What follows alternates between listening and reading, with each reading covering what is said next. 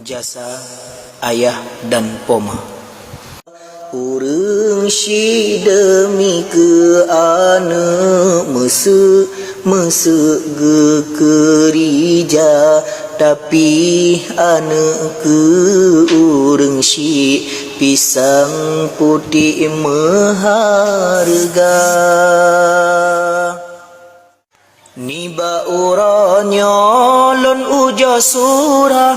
beok masalah dalam agama, adab getanya ke poma ayah,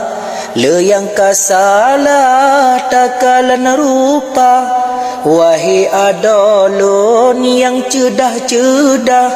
keguna ayah benar tak kira, bengah ngan support mita nafkah, memacam ulah mita belanja, ladum dalam gle kaya geja amplah, ladum di sawah padi ge pula, ladum ugunong gejak si getah, ladum tung upah bak buruh gasa,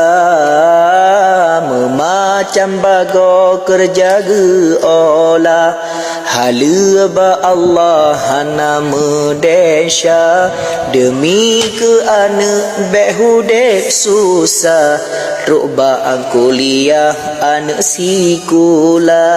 oleh sebabnya ada metua, keguna ayah tak ingat benar, menansyid poma putra cedah, gopnyan tak sosah ge kandung gata.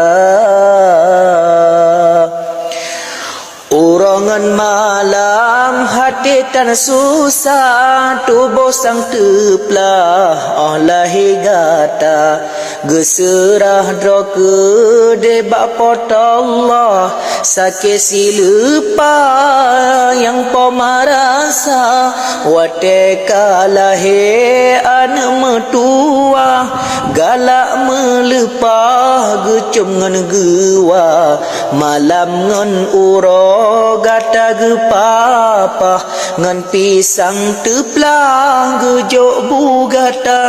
poma yang pemom wate gata gerah, gata metua tak ingat benar, malam ngan uro pomarah, baje yang cedah kage sedia, oleh sebabnya narakan lon pegah, tak ingat bepah jasa di poma, ahwate raya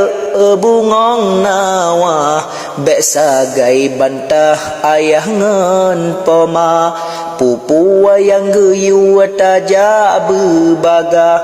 bek nama bantah mebeo haba, nyemur kagok nyan kamurka Allah, tanyo metuah jedaro haka.